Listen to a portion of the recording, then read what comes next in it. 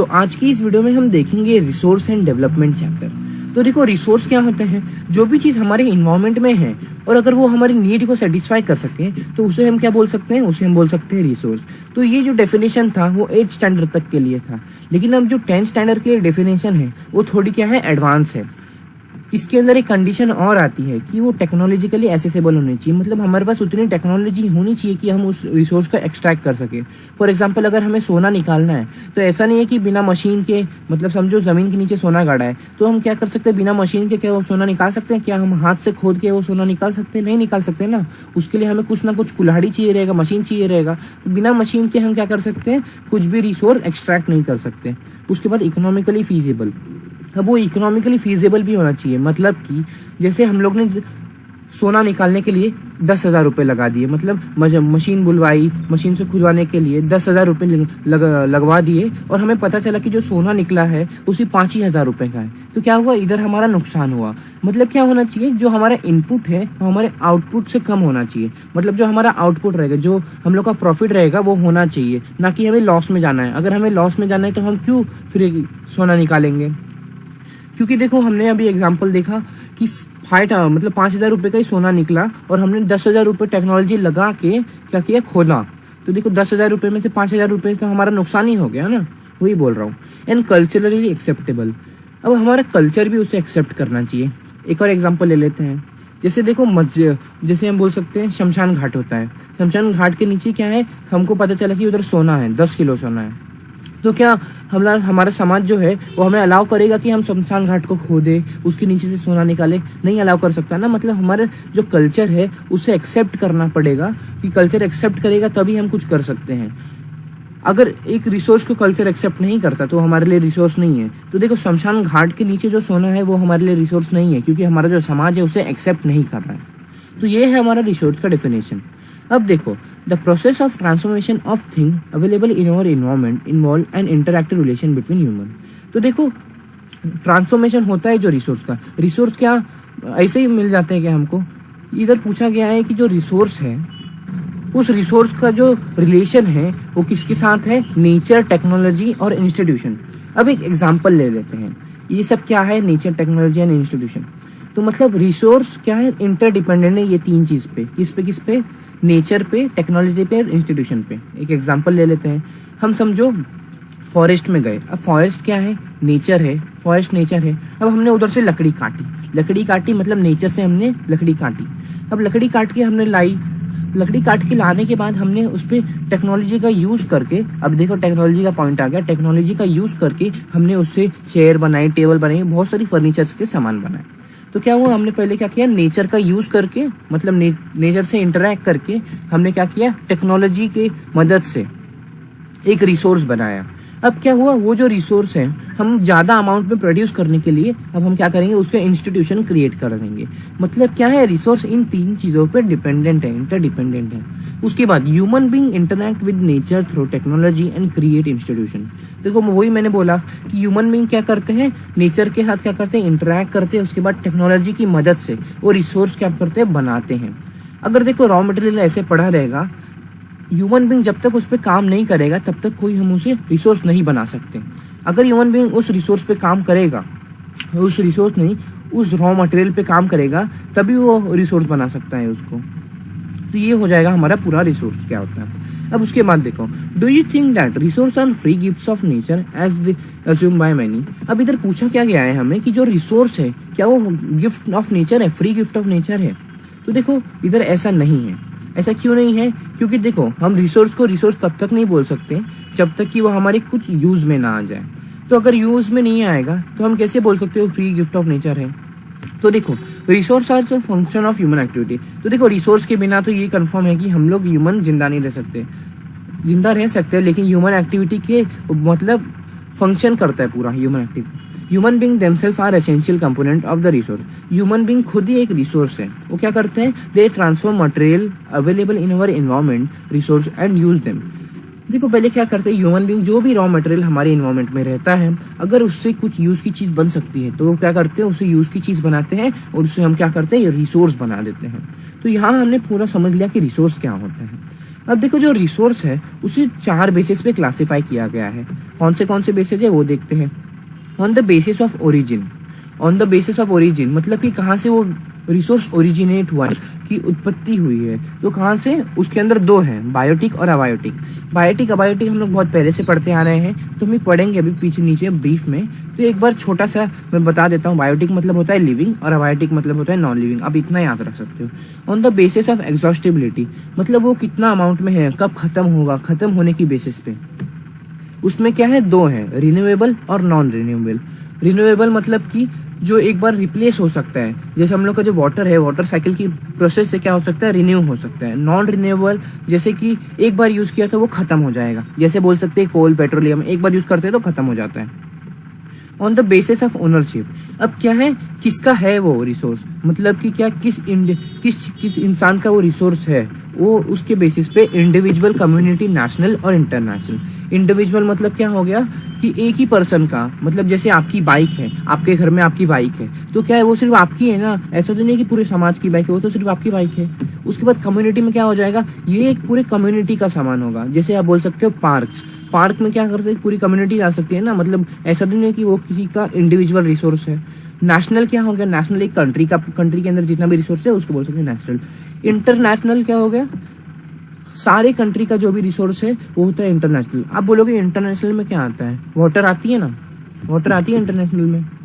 On the basis of status of development, potential, stock, develop और research. तो देखो on the basis of status of development, इस पे भी 4 है, पोटेंशियल, स्टॉक, डेवलप्ड और रिसोर्स।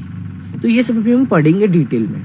अभी ये इस चार्ट पे हम अभी आ रहे हैं, पहले ये देखते हैं। अब ये जो हमने शॉर्ट में पढ़ना है, अभी से जरा अच्छे से पढ़ते हैं। टाइप्स ऑफ रिसोर्स, तो 4 बेसिस में क्लासिफाई किया जाता है। कौन से on the basis of origin, on the basis of exhaustibility, national resource और international resource, on the basis of ownership और इंटरनेशनल रिसोर्स। तो अभी क्या करते हैं, स्टार्ट करते हैं। अब on the basis of origin पे कौन सा है, पहले बायोटिक रिसोर्स।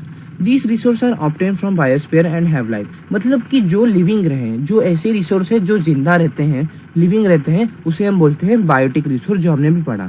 तो एग्जाम्पल क्या हो गया, flora, fauna, fisheries, life stocks हो गया। तो ये सब क्या है, ये सब है on the basis of origin में बायोटिक रिसोर्स जो जिंदा रहते हैं। अब अबायोटिक में क्या होंगे, जो नॉन लिविंग थिंग्स होंगे, मतलब all those resource which are composed of non living things. जो नॉन लिविंग थिंग्स से आए हैं वो होते हैं नॉन लिविंग, ये हो जाएंगे हमारे अबायोटिक रिसोर्स। उसके एग्जाम्पल है रॉक, मेटल्स और भी बहुत सारे एग्जाम्पल हैं। अब उसके बाद ये तो ओरिजिन का इतना ही था, कुछ ज़्यादा बड़ा नहीं था। On the basis of exhaustibility, मतलब कि वो खत्म होने वाला है क्या, मतलब कितना अमाउंट में है, ये सब पता चलेगा एग्जॉस्टिबिलिटी में। तो इसमें भी 2 हैं, रिन्यूएबल और नॉन रिन्यूएबल। तो देखो, the resource which can be renew, ऐसे रिसोर्स जो रिन्यू कर सकते हैं खुद को किसी केमिकल, फिजिकल और मैकेनिकल प्रोसेस से, उसे हम बोलते हैं रिन्यूएबल रिसोर्स। अब रिन्यूएबल रिसोर्स में एग्जांपल आ जाएगा हमारा solar, wind energy, water, forest, wild life. Solar energy कभी खत्म होगी क्या, जो सन से रेज आ रही है कभी खत्म होगी, नहीं होगी। विंड एनर्जी भी कभी खत्म नहीं होगी। वाटर रिसोर्स, वाटर साइकिल की प्रोसेस से क्या होगा, वो खत्म नहीं होगा। फॉरेस्ट भी आप बोलोगे अब रिन्यूएबल रिसोर्स में कैसे आ गया। देखो फॉरेस्ट कैसे आ गया, समझो, हमने एक जगह का पूरा फॉरेस्ट काट दिया और 1 साल के बाद वापस उधर गए तो देखिए वापस फॉरेस्ट उग गया है, मतलब कि क्या है, फॉरेस्ट रिन्यू कर सकता है खुद को। वाइल्ड लाइफ, तो ये सब क्या हो जाएगा on the basis of exhaustibility में रिन्यूएबल रिसोर्स, मतलब भी क्या कर सकते हैं, जो रिसोर्स अपने आप को रिन्यू कर सकते हैं किसी केमिकल, फिजिकल या मैकेनिकल प्रोसेस से। द रिन्यूएबल रिसोर्स में further be divided into continuous और फ्लो। तो इधर देखो, इधर रॉन्ग लिखा है, कंटिन्यूअस फ्लो है। तो ये क्या है, रिसोर्स को 2 बेसिस में क्लासिफाई किया गया है, रिन्यूएबल रिसोर्स को 2 बेसिस में और क्लासिफाई किया गया है।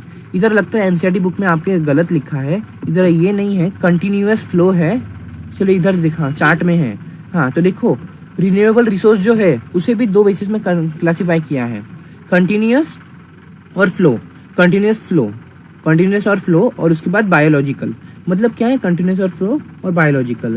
रिन्यूएबल रिसोर्स को कौन से 2 बेसिस में क्लासिफाई किया गया है, कंटिन्यूअस और बायोलॉजिकल, मतलब ये 2 आपको लिखना है। और इसका कुछ डेफिनेशन नहीं दिया है आपकी बुक में, मतलब आपको क्या याद रखना है कि अगर आपको पूछ गया कि रिन्यूएबल रिसोर्स के क्या कौन से 2 टाइप हैं, तो उसको आप बोल सकते हैं कंटिन्यूअस और flow and biological resource.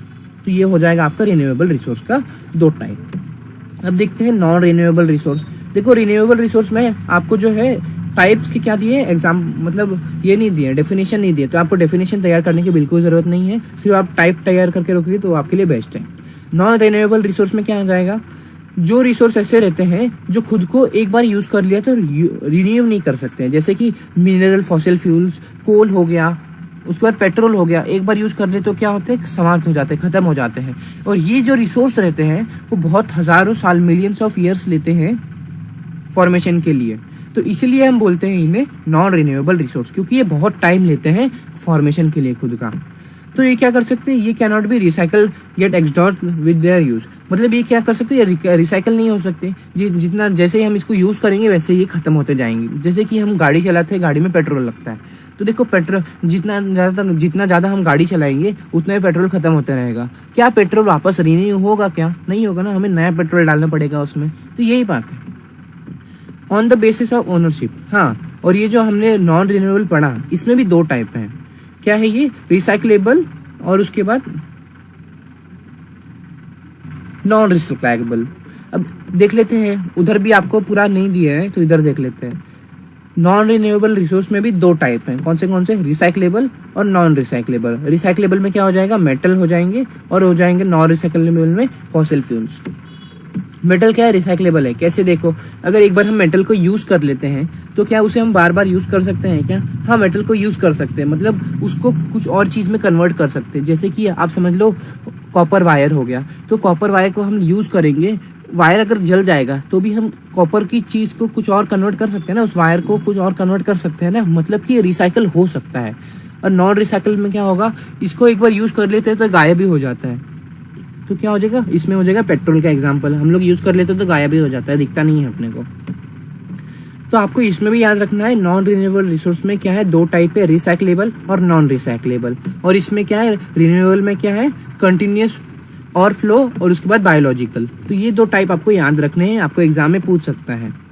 On the basis of ownership, अब देखेंगे हम किसकी है वो रिसोर्स, कौन वो रिसोर्स को ओन करके रखता है।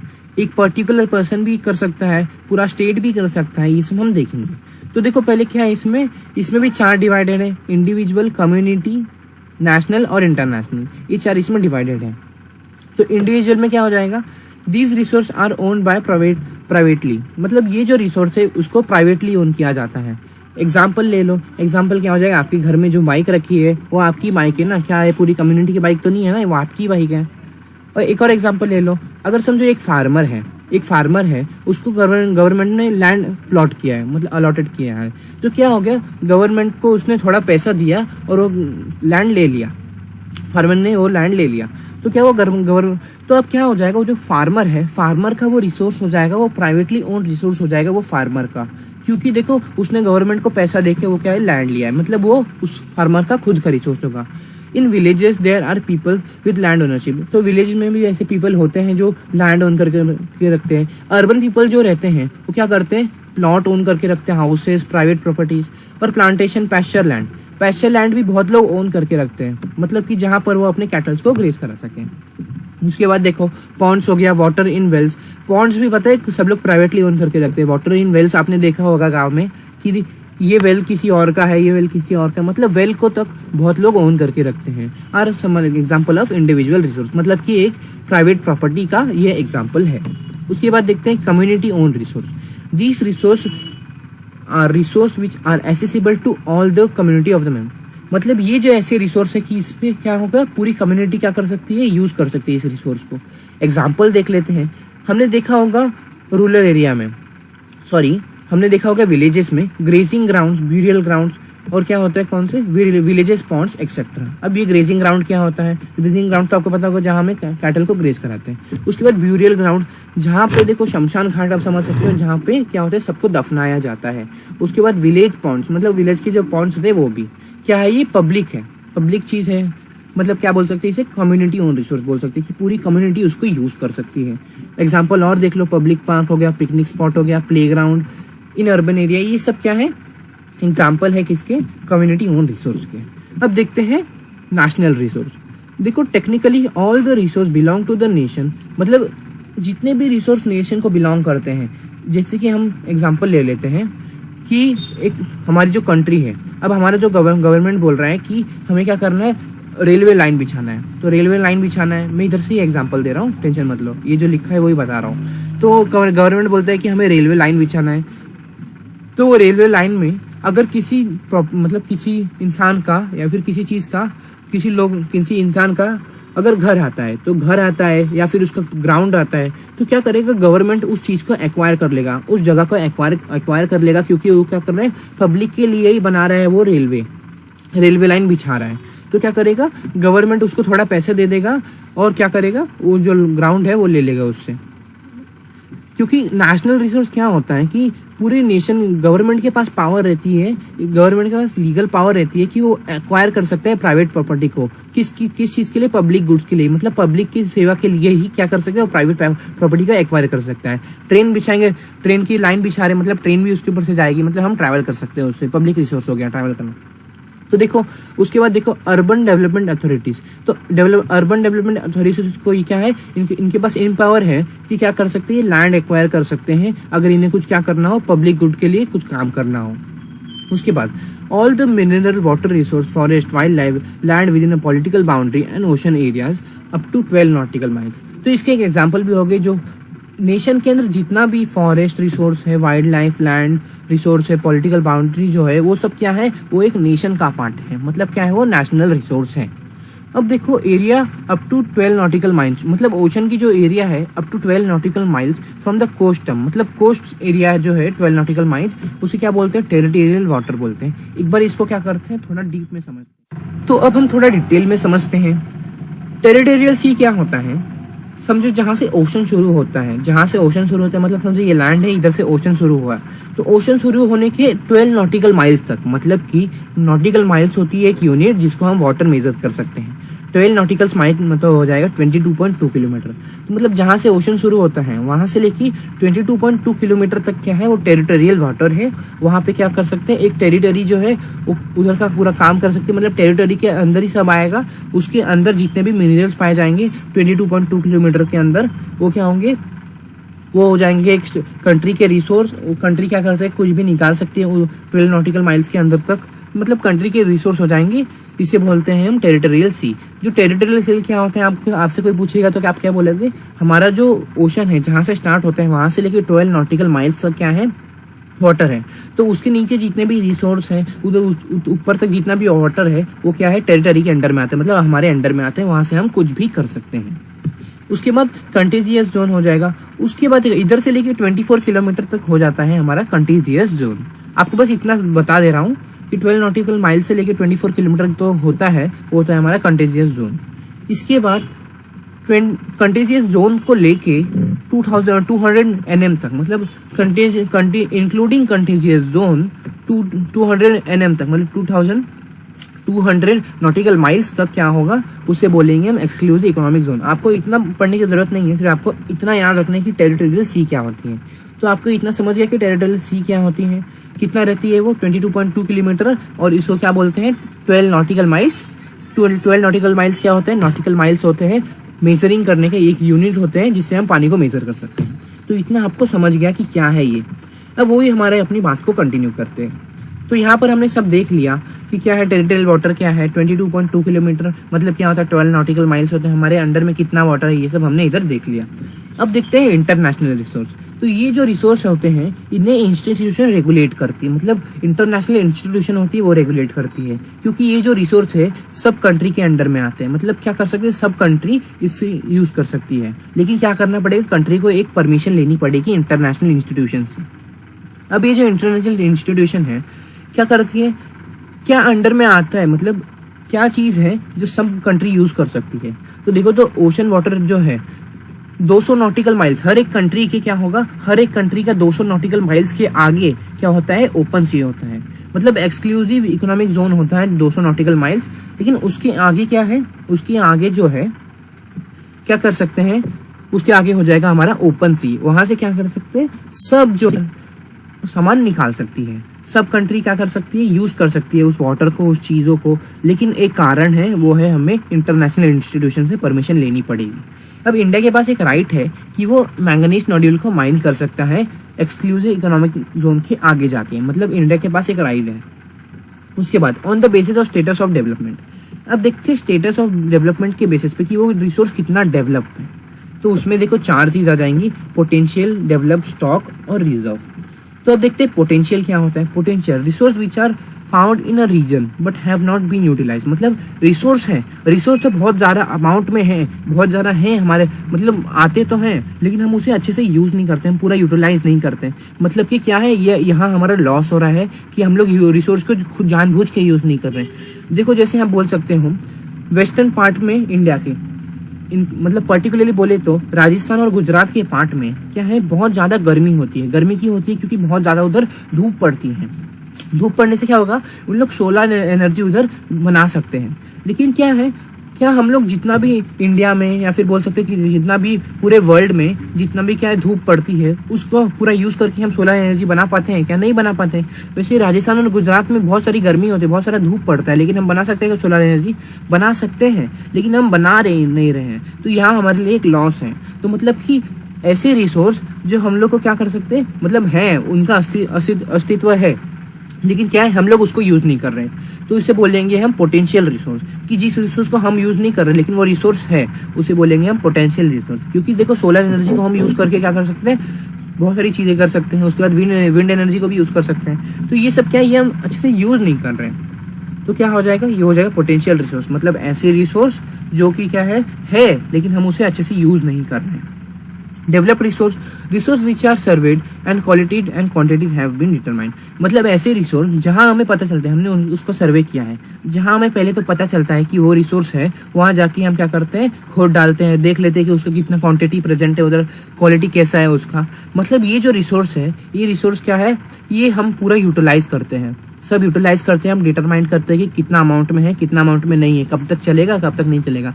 ऐसे रिसोर्स जो क्या है कि बहुत कम अमाउंट, मतलब अर्थ पे है, लेकिन जहाँ जहाँ हमें वो रिसोर्स मिलते हैं, एग्जाम्पल क्या है पता है, कोल, पेट्रोलियम, ये सब जो एग्जाम्पल है उसके। क्योंकि कोल, पेट्रोलियम देखो, जहाँ हमें पता चलता है कि इधर कोल है तो हम लोग क्या करते हैं, माइनिंग करते हैं, माइनिंग करना स्टार्ट करते हैं। क्योंकि देखो हमें जहाँ भी पता चलता है कि कोल है, ये सब है, पेट्रोलियम है, तो क्या करते हैं, माइनिंग करना स्टार्ट करते हैं, क्योंकि हमें ज़रूरत रहती है, हमें नीड है उस चीज़ की। तो ये हो जाएगा डेवलप रिसोर्स। डेवलप रिसोर्स मतलब कि क्या है, हम जितना ज़्यादा हमें पता है कि जितना ज़्यादा अमाउंट में प्रेजेंट है उस चीज़ को हम यूज़ कर रहे हैं, मतलब क्या है, ये अभी यूज़ हो रही है। मतलब डेवलप रिसोर्स क्या हो जाएगा, जो अभी यूज़ हो रही है, अभी क्या चल रही है, यूज़ हो रही है। और ये जो डेवलप रिसोर्स है वो टेक्नोलॉजी और फिजिबिलिटी पे डिपेंड है। फिजिबिलिटी मतलब कि कितना अमाउंट में अभी प्रेजेंट है, जितना अमाउंट में हमें दिखता है प्रेजेंट, उतना हम क्या करते हैं, वहाँ से हम क्या करते हैं, ले लेते हैं।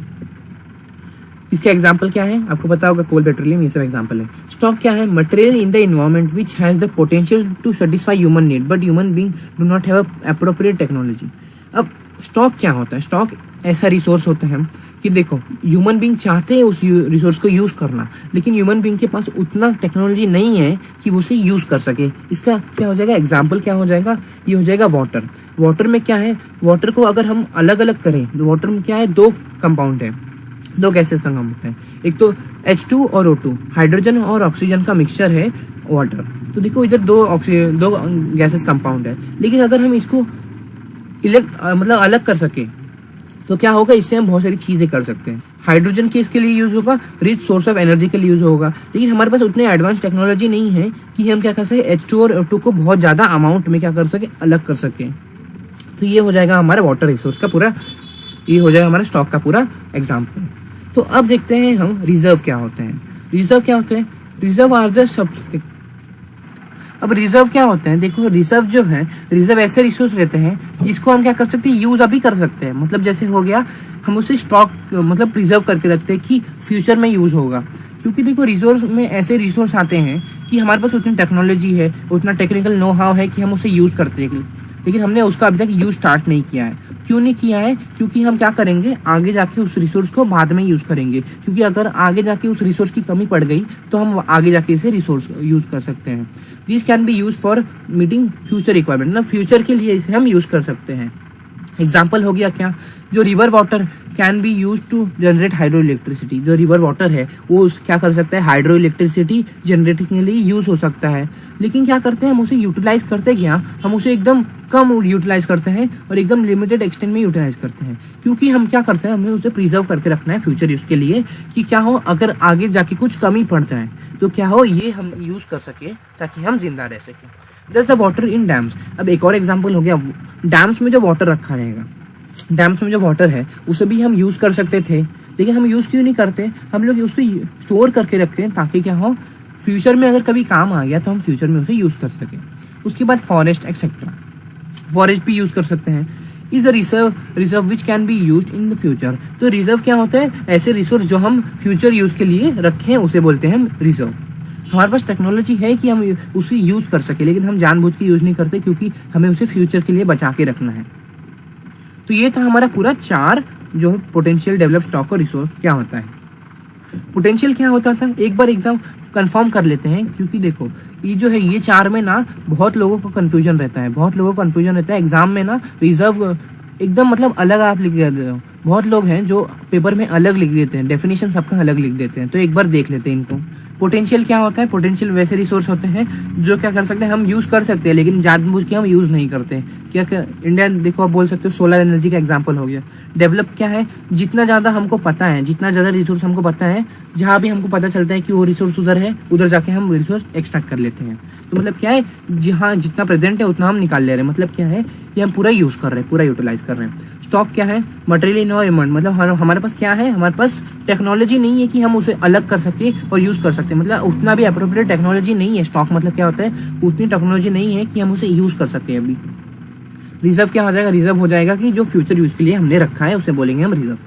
तो देखो ये है हमारा पूरा ये जो रिसोर्स एंड डेवलपमेंट का पूरा इंट्रोडक्शन और रिसोर्स का क्लासिफिकेशन। अब नेक्स्ट वीडियो में हम देखेंगे डेवलपमेंट ऑफ रिसोर्स। तो ये हम देखने वाले हैं नेक्स्ट वीडियो में। तो अगर आपकी वीडियो अच्छी लगी होगी तो इस वीडियो को लाइक और हमारे चैनल को सब्सक्राइब कर दीजिए।